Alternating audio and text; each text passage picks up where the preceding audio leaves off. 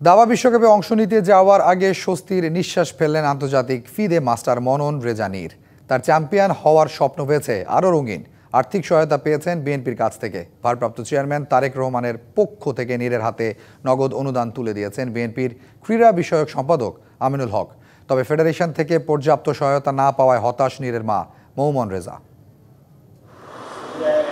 স্বপ্ন যত বড় তার চেয়েও বড় হতে পারে প্রতিবন্ধকতা। হারে হারে যেটা টের পেয়েছেন সর্বকনিষ্ঠ আন্তর্জাতিক মাস্টার মনন রেজা নীর। নীর ডানা মেলে উড়ে যেতে চান, হতে চান বাংলাদেশের সুপার গ্র্যান্ড মাস্টার, কিন্তু নানান প্রতিবন্ধকতা তাকে প্রতিনিয়তই পিছিয়ে দিচ্ছে। চোখে বিশ্বজয়ের স্বপ্ন, অথচ মনে রয়েছে আক্ষেপ। ছেলের সেই স্বপ্ন পূরণের লড়াইয়ে এবার সবাইকে পাশে থাকার আহ্বান নীরের মায়ের। ফেডারেশন কেন আমাকে স্পন্সর জোগাড় করে দেয় না? কেন আমার এত এত প্রতিকূলতার মধ্যে যেতে হয়? আমার আজকে আপনার সবার কাছে প্রশ্ন। আর কতদিন আমি কিভাবে নীরকে, এই যে একটু পরে কিছুদিন পরে আমি আর নীরকে আগাতে পারবো না, কারণ নীরের এজ হয়েছে, তখন আমি চিন্তা করবো যে আমার তো কোনো আর্ন নেই। 1 নভেম্বর ভারতে শুরু হবে দাবা বিশ্বকাপ। সেখানে অংশ নিচ্ছেন নীর। বাঘা বাঘা দাবাড়ুদের সাথে মস্তিষ্কের খেলায় জেতার তাড়নার অনুভব করছেন বাংলাদেশের এই খুদে দাবাড়ু। ওই যে বলা হয়েছে, স্বপ্নটা আকাশে ডানা মেলার, দাবা বিশ্বকাপে স্বপ্নটা চ্যাম্পিয়ন হবার।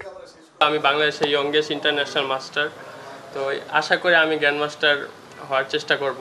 আর ওয়ার্ল্ড কাপের ব্যাপারটা বলবো যে অবশ্যই আমার আশা আছে, আমি আমার বেস্টটা দেওয়ার চেষ্টা করব।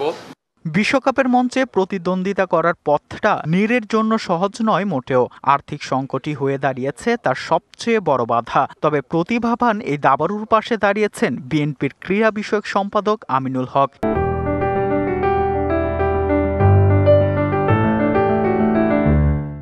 বাড়িয়ে দিয়েছেন আর্থিক সহায়তার হাত।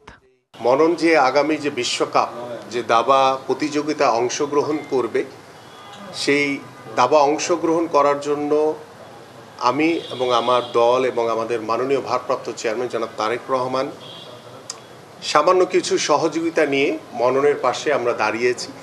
নরওয়ের আরিয়ান তারিনের বিপক্ষে বিশ্বকাপের প্রথম রাউন্ডে খেলবেন মনন রেজা নীর।